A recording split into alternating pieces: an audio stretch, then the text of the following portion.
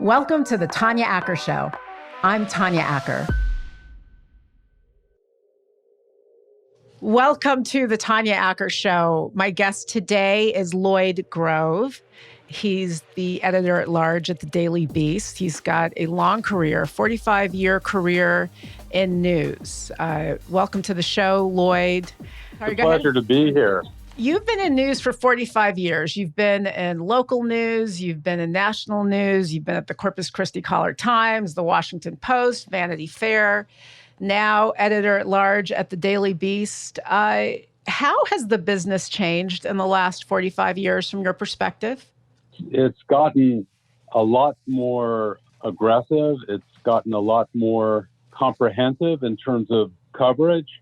And then in the 90s, in a big way, the internet intruded, and the whole business model of journalism, especially of newspapers, was turned on its head. And now we have local newspapers especially dying on the vine all around the country, creating news desert. But you have new institutions like the Daily Beast, where I just retired from a few days ago, and I'm moving to France in case anyone cares. So the traditional news institutions are hard pressed to make any money. They're being bought up by rapacious hedge funds who all they seem to want to do is fire people, sell equipment and real estate, and then turn it over for a profit, leaving the communities without any responsible news organizations. So, how is that? I mean, we don't have enough time to talk about how much the business has changed since I started in 1976 as a summer intern at the Kansas City Times, by the way, a newspaper that no longer exists, and covered the Republican convention that nominated Jerry Ford to run against Jimmy Carter. So you've mentioned a lot of changes. You've mentioned sort of the direction in which the business is going right now. Some people are not hopeful. With reference to these things you talk about, the consolidation of outlets, the death of a lot of local news outlets, a lot of people aren't hopeful that we as a country, as a community of people, are going to continue to get true, unfiltered information from objective sources. Are you hopeful or are you not? Well, there is some cause for optimism on the national level. Papers like the New York Times and the Washington Post and certainly the Wall Street Journal have managed to survive and thrive in the new environment because they've been able to do away with the totally ad-supported business model, get financial support from readers, from subscribers. Journalism is expensive. And up until recently, people were just accustomed going online and getting their journalism for free. Well, journalism costs money, and a lot of people are recognizing that and are willing to pay a subscription fee. I personally subscribe to the Journal, the Times, and the Washington Post. I subscribe to Graydon Carter's Airmail. And I subscribe to the Daily Beast, my former employer, because I realize that it ain't free. And if you want good journalism, you have to pay for it.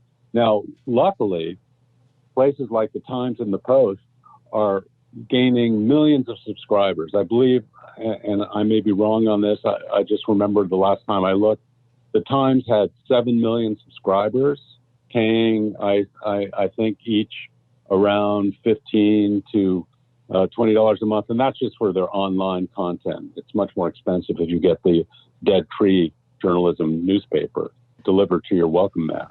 But the Times is doing quite well. The Washington Post is doing quite well, and even the long money-losing New York Post, which is owned by Rupert Murdoch, claims to be making a profit these days. Who knows? I'm not so sure. But so on the national level, things are sorting themselves out. On the local level, it's much more difficult. And those newspapers are very hard pressed, and they're dying like flies across the country. So let me shift gears and talk a little more substantively, because as you point out, journalism isn't cheap, and journalism is also very powerful.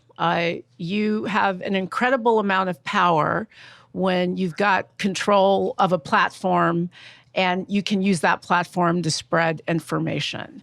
So tell me, Lloyd, when someone comes to you and they say, I've got a juicy tidbit about someone or something, what are or actually, how do you tell if someone's lying? What makes you uncomfortable when you're getting information from somebody and you're like, this could be kind of juicy, but it makes me, something about it doesn't feel right? What's your smell test consist of? Well, it's not that complicated. Someone says they have something juicy and perhaps even scandalous about somebody, a prominent person. And I guess the first hurdle that it has to go, if it were to be published, would it be newsworthy? Would anyone care? So that's the first thing. I mean, if somebody told me something about somebody nobody ever heard of, I wouldn't be terribly interested. But okay, let's say it's a famous politician, a celebrity, or somebody like that. Then, okay, what you're being told may be true and it may not be true.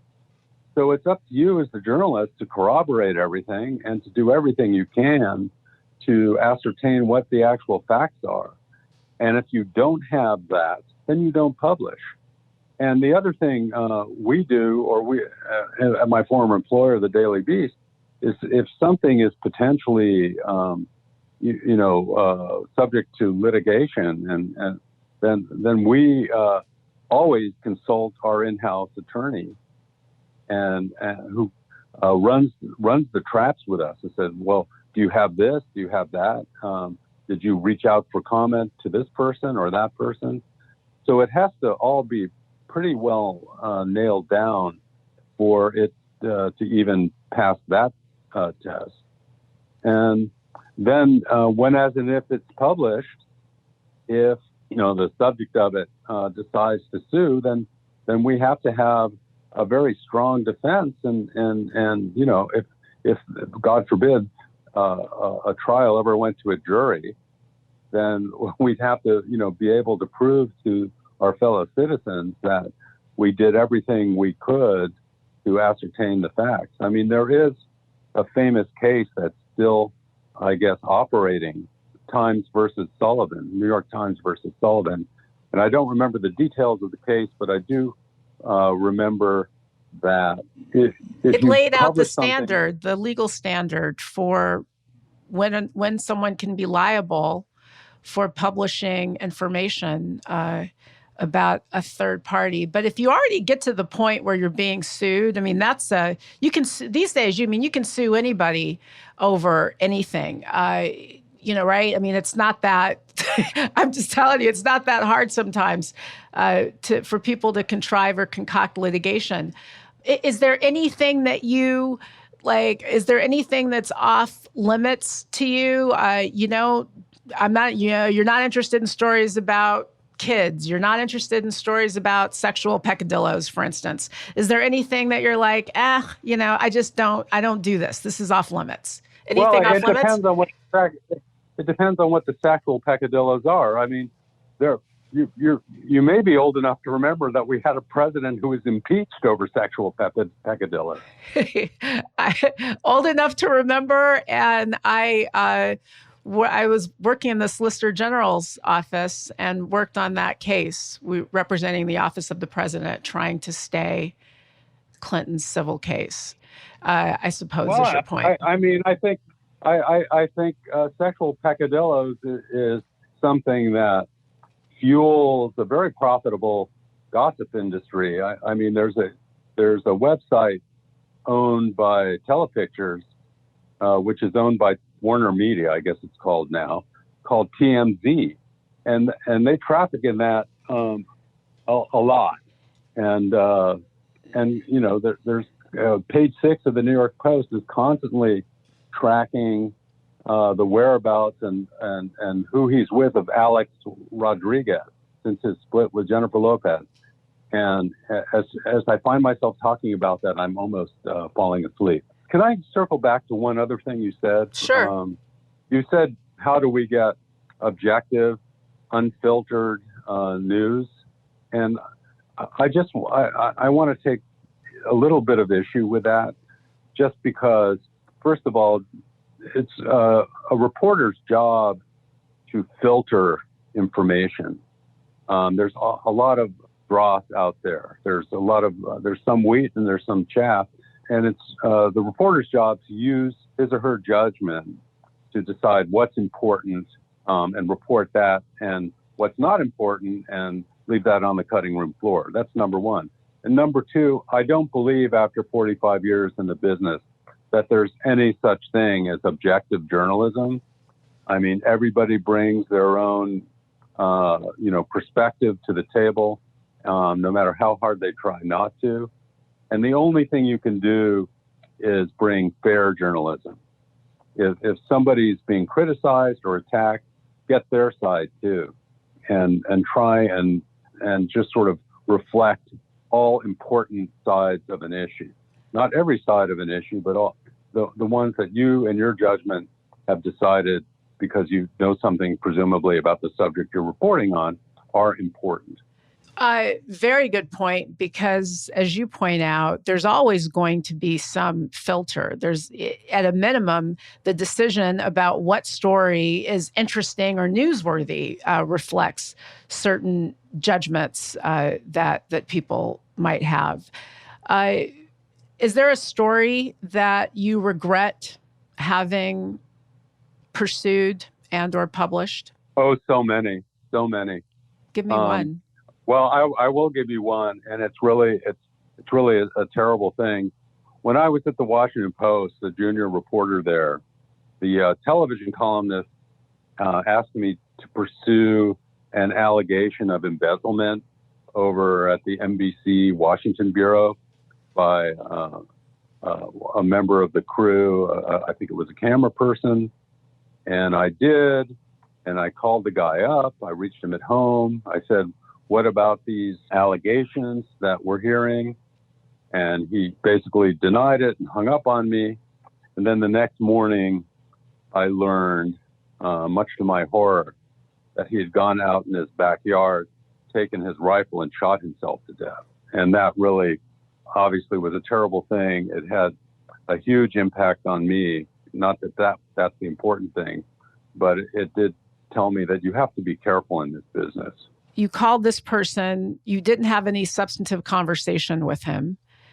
Correct. But after receiving the phone call from you, he took his own life. How did that impact you going forward and doing your reporting? Well, obviously, I was, in the first instance, I was like shocked. I felt sick to my stomach. I didn't get into the journalism business to have that sort of a thing happen. And it was, just for me, it was a cautionary note at minimum about the importance of, being, I don't know. I don't know what I could have done differently. Obviously, I felt horrible about it. And, certainly wasn't worth reporting a story like that and having that as the result. It wasn't worth somebody's life, obviously. Your business is premised on getting facts and sharing true information and presenting that information to the public. You're now in an environment, and this is kind of where we started, where lies and what people sometimes delicately refer to as alternative facts, sometimes, Lloyd, they're given equal time. We live in the world of the false comparison, the false analogy, if I can get enough people to believe it, then there's no harm in saying it. How does truth-telling compete in that type of environment? Oh my God, that is a huge problem because I guess it was it Mark Twain who said that a lie travels halfway around the world before the truth has a chance to get its pants on. And technology has only exacerbated that problem. And we've seen, especially with the advent of QAnon, this conspiracy theory that apparently millions of Americans have signed on to, the big lie that Donald Trump is continuing to put out there, that he actually won the election against Joe Biden, and that there was so much voter fraud in various key states that he was deprived of a victory. That's still going on. And, platforms like Facebook in particular, which has until very recently taken the position that, anybody can use our platform to put out anything they want, including Holocaust denial, including lies about the election. And during the 2016 election, just a whole series of lies designed to help Donald Trump and, damage Hillary Clinton. It's really a problem that not just journalists, but the body politic as a whole has been grappling with in a big way for at least the last 5 years. And hopefully there'll be some way to counter it, but doesn't look like it. I mean, I read recently that the most shared item on Facebook the other week was something from Marjorie Taylor Greene, the strange congresswoman from Georgia, which was basically a screed about how vaccinations kill people, something like that. So we have a huge problem, and it doesn't seem to be getting much better. Are you hopeful that the world just proceeds in the right direction and that truth ultimately will out? Do you have some hope on that front? Well, of course, we've got to hope that, right? Or we're all doomed. Yes. Good. Exactly. I needed a touch of optimism. You've interviewed a lot of people. You've prodded a lot of people for information. Who's your favorite subject? Who's the person who, when you have the chance to sit down and talk to them, is always something that you find rewarding? And on top of that, who have you never interviewed that you would like to? Oh, well, I have so many people across the spectrum of businesses that I've enjoyed talking to that I would hate to pick out a favorite. I was at the Washington Post for many years, and I always, liked and enjoyed talking to politicians. There was a guy, a senator from Oklahoma, that I really enjoyed talking to that probably no one remembers. He's now president, or last I checked, he was president of the University of Oklahoma, or Oklahoma University, I should say, David Boren, who was always fun to talk to. But, that's kind of, nobody will know who that is. I mean, I've interviewed lots of celebrities. I was at Vanity Fair. I did cover stories on, people like Denzel Washington. And, he was fun to hang out with. You know who I would have liked to have interviewed and gotten to know, but didn't have the chance because he sort of died before I got to the level where I could have even, asked for an interview? Richard Nixon.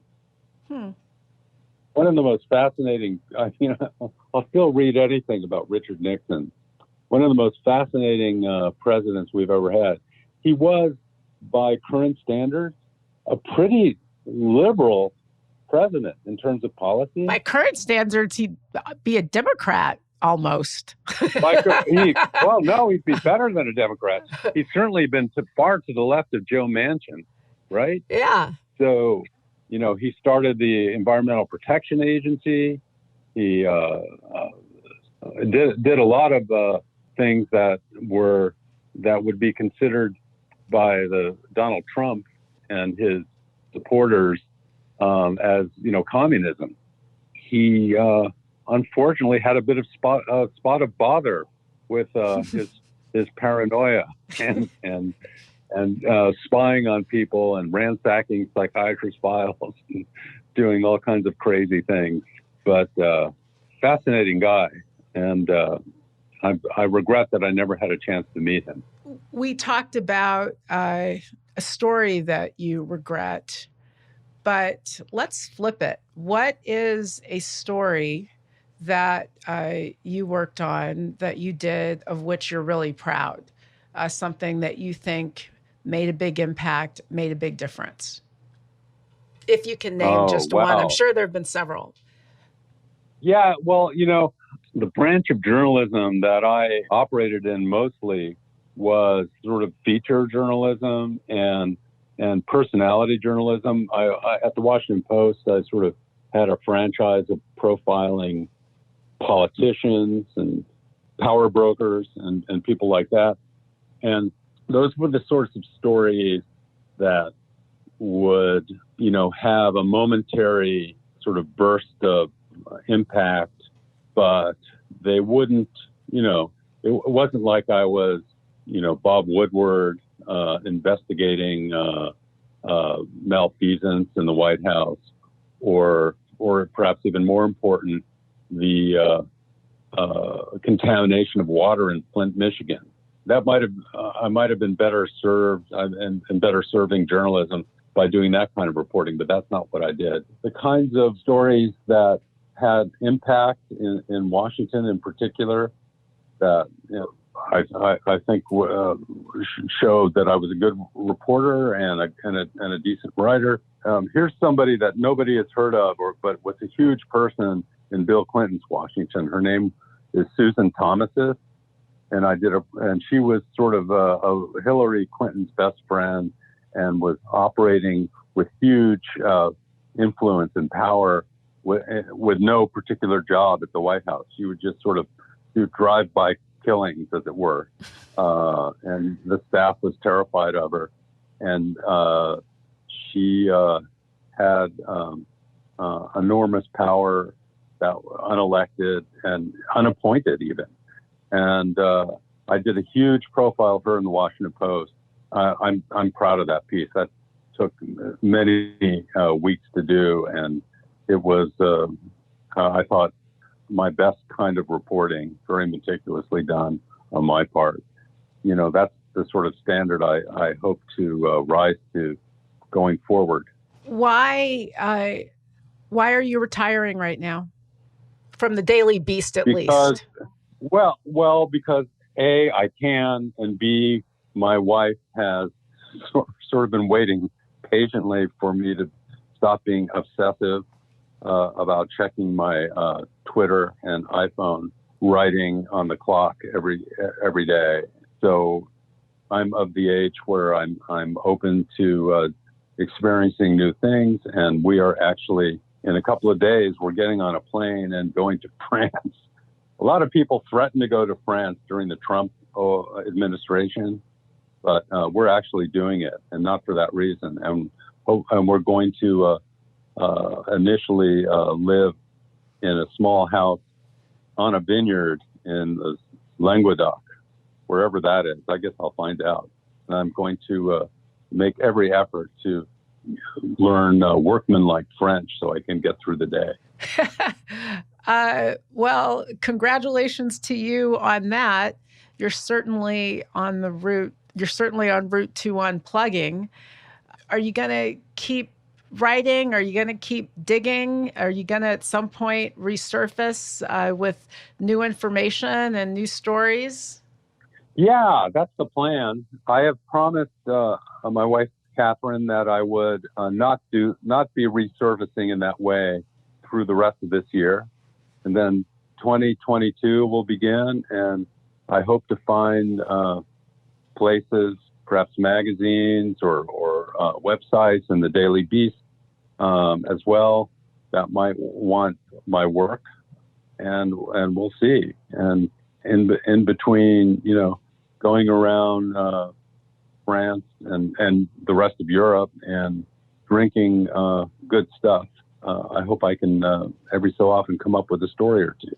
I wish you all the best on this new adventure. And before you go, Lloyd, give a word of advice, if you would, to young people who are considering a career in journalism, who want to make a life out of telling truth and bringing real stories and real facts to people, and sometimes might find that daunting in the current age we're in. What's your advice to the young hopefuls out there?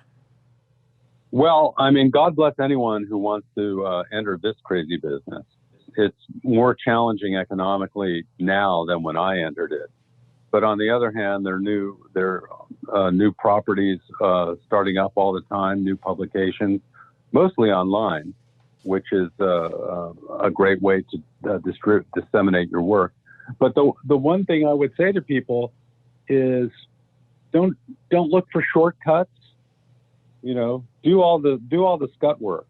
Get yourself sort of, you know, I guess Malcolm Gladwell wrote that it takes 10,000 hours of work at something to be any good at it.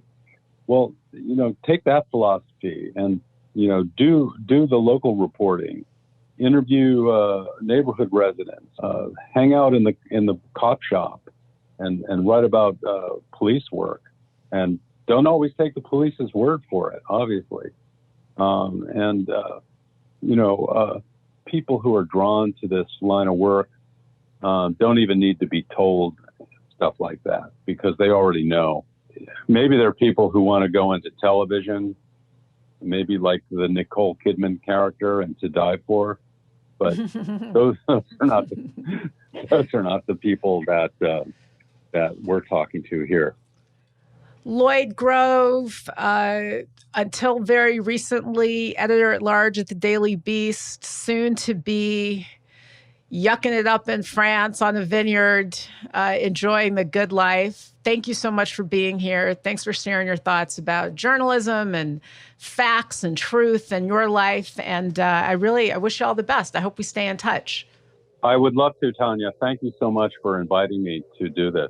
Thanks, Lloyd. The Tanya Acker Show is written and executive produced by me. Darkoya Connor and Sam Fragoso are our producers. Rich Marchuka is our editor. Cole Mitchell is our composer.